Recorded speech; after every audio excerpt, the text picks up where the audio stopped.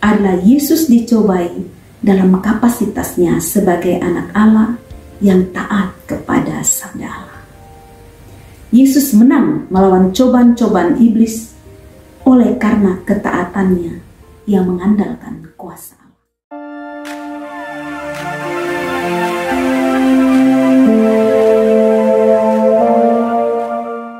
Setia dalam kerasulan, tulus dalam pelayanan, mempedulikan kaum menderita.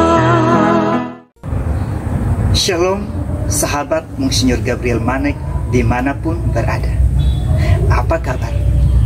Semoga kita sekalian selalu dalam lindungan dan bimbingan Tuhan Yesus bersama Bunda Maria dan Bapak Uskup Gabriel Manek.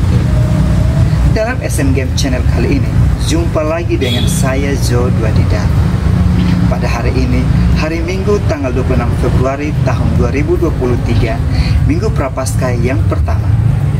Dan kita akan mendengarkan renungan yang akan dibawakan oleh hambanya, Suster Maria Clarencia PRR, dengan tema kita yaitu ketaatan Yesus kepada sabda Allah, yang diambil dari teks Injil Matius bab 4 ayat 1 sampai dengan 11.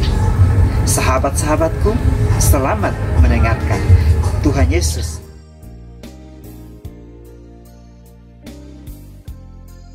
Pembacaan dari Injil Matius bab 4 ayat 1 sampai dengan 11. Pencobaan di padang gurun. Maka Yesus dibawa oleh Roh ke padang gurun untuk dicobai iblis. Dan setelah berpuasa 40 hari dan 40 malam, akhirnya laparlah Yesus. Lalu datanglah si pencoba itu dan berkata kepadanya, "Jika engkau anak Allah, perintahkanlah supaya batu-batu ini menjadi roti." Tetapi Yesus menjawab, "Ada tertulis, manusia hidup bukan dari roti saja, tetapi dari setiap firman yang keluar dari mulut Allah." Kemudian iblis membawanya ke kota suci dan menempatkan dia di bubungan bait Allah, lalu berkata kepadanya, "Jika engkau anak Allah, jatuhkanlah dirimu ke bawah, sebab ada tertulis mengenai engkau, Ia akan memerintahkan malaikat-malaikatnya, dan mereka akan menatang engkau di atas tangannya, supaya kakimu jangan terantuk kepada batu." Yesus berkata kepadanya, "Ada pula tertulis, janganlah engkau mencobai Tuhan Allahmu." Dan iblis membawanya pula ke atas gunung yang sangat tinggi dan memperlihatkan kepadanya semua kerajaan dunia dengan kemegahannya, dan berkata kepadanya, "Semua itu akan kuberikan kepadamu jika engkau sujud menyembah Aku." Maka berkatalah Yesus kepadanya, "Enyalah iblis, sebab ada tertulis, engkau harus menyembah Tuhan Allahmu, dan hanya kepada Dia sajalah engkau berbakti." Lalu iblis meninggalkan dia, dan lihatlah malaikat-malaikat datang melayani Yesus. Demikianlah sabda Tuhan.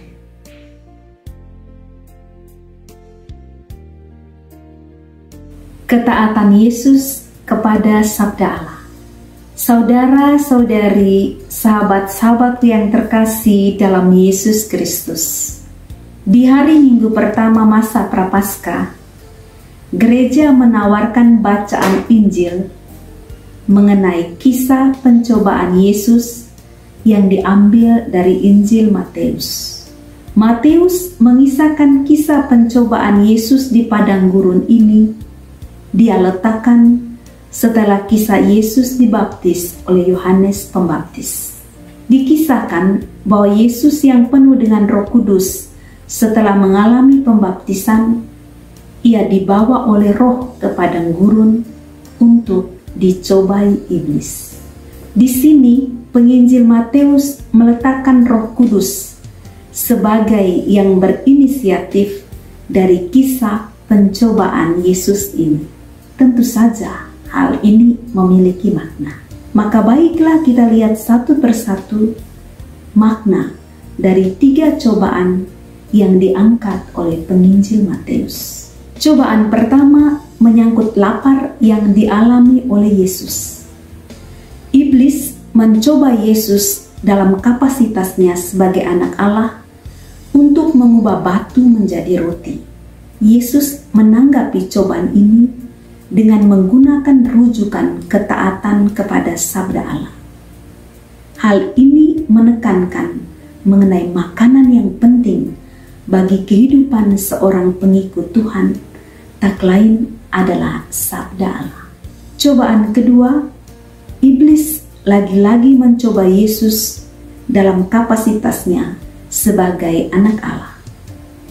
Iblis mencoba melawan Yesus dengan senjatanya sendiri, yaitu iblis mengutip ayat kitab suci, yakni dari kitab Mazmur bab 91 ayat 11. Tetapi Yesus menjawabnya lagi dengan sebuah ungkapan yang ia ambil dari kitab Taurat.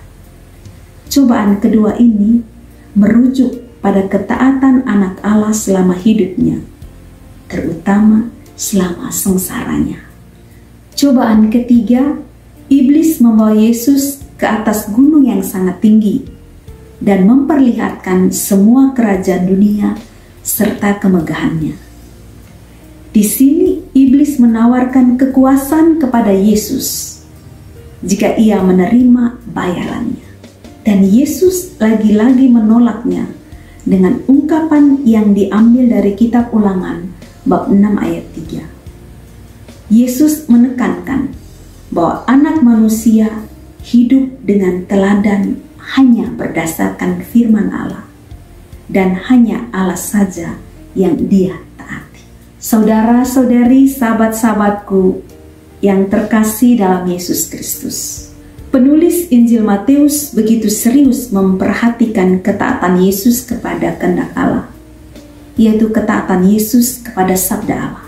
Kisah pencobaan Yesus ini bukanlah suatu kisah pencobaan yang mengisahkan kisah manusiawi tentang pencobaan yang dialami Yesus pada awal misinya. Ini bukan pencobaan biasa, tetapi ini menyangkut pencobaan yang luar biasa terhadap anak Allah. Yang membuat kisah ini luar biasa adalah Yesus dicobai dalam kapasitasnya sebagai anak Allah yang taat kepada sabda Allah. Yesus menang melawan cobaan-cobaan iblis oleh karena ketaatannya yang mengandalkan kuasa Allah. Saudara-saudariku terkasih, dalam hidup kita pun mengalami cobaan-cobaan hidup. Cobaan-cobaan itu tentu saja selalu datang dan pergi tanpa kita memintanya. Maka pertanyaan yang baik untuk kita renungkan dalam masa prapaskah ini, siapa yang berkuasa atas dunia ini? Apakah iblis yang tidak dihormati oleh Yesus dan harus pergi? Atau Tuhan yang mengutus para malaikatnya? Sebagai orang beriman, tentu jawaban kita adalah Tuhan yang memiliki kuasa atas segala sesuatu, baik yang ada di bumi maupun yang di surga. Maka untuk memenangkan cobaan-cobaan hidup kita, andalkan Tuhan dalam hidupmu. Taatilah sabdanya yang adalah makanan utama bagi hidup kita, sebab dialah yang memiliki kuasa atas semua kerajaan di dunia ini. Dan hanya kepada dia sajalah kita menyembah, percaya, dan berharap. Semoga Tuhan memberkati kita.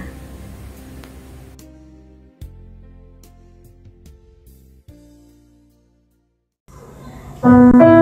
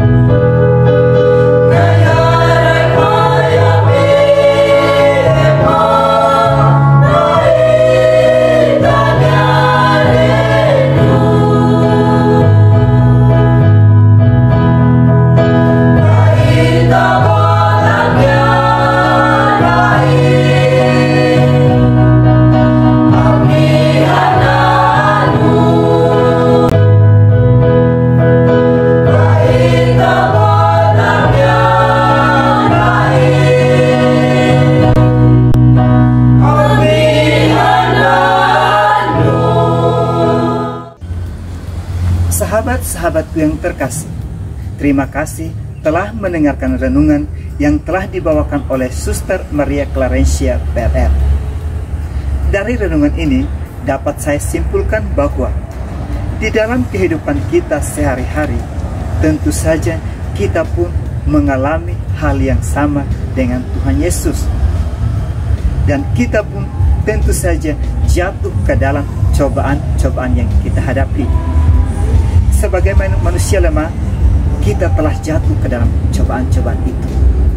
Apabila kita jatuh ke dalam cobaan-cobaan tersebut, kita harus berusaha untuk bangkit dan melawan cobaan itu sehingga kita bisa menang, agar iblis pun gentar dengan ketaatan kita kepada Allah.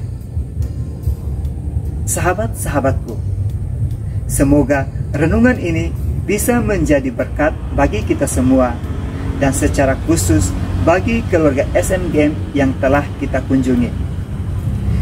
Sahabat Monsinyur Gabriel Manek, jangan lupa untuk subscribe, like, dan beri komentar di bawah ini.